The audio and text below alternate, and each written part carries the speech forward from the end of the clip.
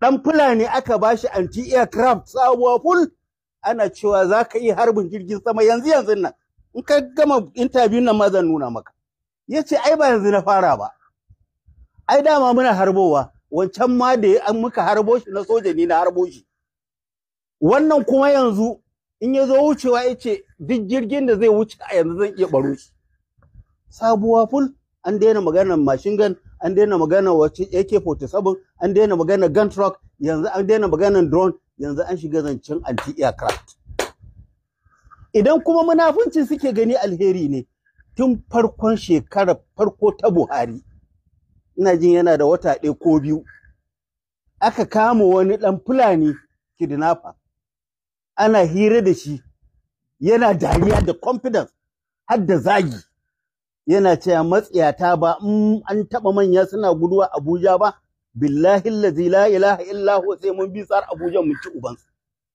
Shekara 9 muna tare da Meji Hanza Al-Mustapha, ku tambaye shi. Nace muna cikin masifa Mejo, kaga ɗan ƙauye ɗan Fulani ya zo yana cika baki wai sun bar ma fashi a daji, sun ma bar kidnapping a cikin gida, yanzu ma sun daina bin jihohi, Abuja za su biyo mutane su ci uban mutane. To kun ba ku yi maganin abun ba, kuma sai kun ci uban. In kuna ganin kaman akan talaka take, a'a ai an yi wa gwamna, a'a ai an yi wa sarki, a'a ai an yi wa sojoji, a'a ai an yi wa defense ko Kaduna ne suka je suka kai hari. Saboda haka mai rage yanzu a nan din ma ai sun shigo suka fas prison ko? To shikenan idan ku kuka bar su ba za su bar ku ba. Ai sun gama da talaka, ai ba rusu da talaka. Saboda haka idan ana yi ne don mugunta ko don keta ko don son kai ko don biyan bukata, akwai ranar kin dillanci. Ban sani ba, don ba za a yi ba. In ka faɗa ma ba za a yi ba. Saboda haka mai amfanin faɗa, sun fi ka sanin akwai mafitar. Idan kuma da gaske suke yi, dan Allah dan Annabi, Hanza Al-Mustapha zaka ce bai san Najeriya ba? An kira shi an masa ta yanzu ka taimaka wa ƙasarka? Dan da gaske in ana yi din, in an sa shi ba zai yi ba? Shi ba ɗan Najeriya ba ne? Ba shi da kishi Najeriya ne? Bai san haka security ba? An sa shi? Don Allah da kasa. Ba zancen sai da motoci muke yi ba, zancen security muke yi. Inda gaske ake yi, za ka ce Abba Kyari bai san harkar tsaro ba? Abba Kyari ta kai fagen in an ce Abba Kyari zai fito duk ɗan Fulani duk bandi ɓoya yake yi.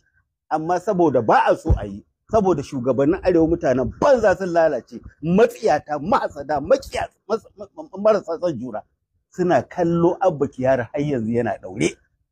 Kuma akan laifin da bai yi ba, kuma ɗan arewa ne ya kaga mar.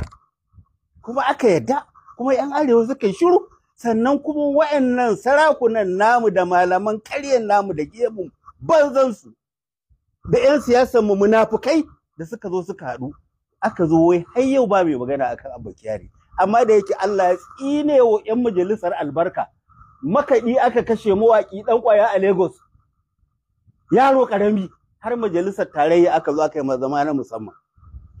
Ba da daɗewa ba ko sati biyu ba a yi ba, aka kama wani BDM wani menene, duk very dark man, Najeriya ta kamar za ta tashi, kwana ɗaya bai yi na biyu ba sai da aka sako shi.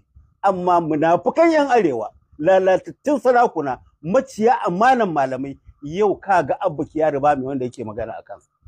Sannan a nan aka kama Professor Yusuf Usman, aka kulle shi, ba wani ɗan arewa ko wani babba ko wani mai mukamin gwamnati ko ɗan majalisa da ya fito yake magana akan ‘yan arewa. Yau duk kisan da za ka yi wa ɗan arewa, kwanan da aka kare shi mana yara, sun da daga farauta, duk shaida sun nuna cewa ba ‘yan iska ba ne, ba ‘yan daba ba ne, gida za su tafi, da azumi aka yi ragarga da su. Ba wani ɗan iska a arewa da ya fito ya yi haushi, sai ‘yan ƙananan yara ne, ‘yan midiya matasa, suka fito suke Allah wa dai ban yarda ba. Me za ka yi da wannan mutanen?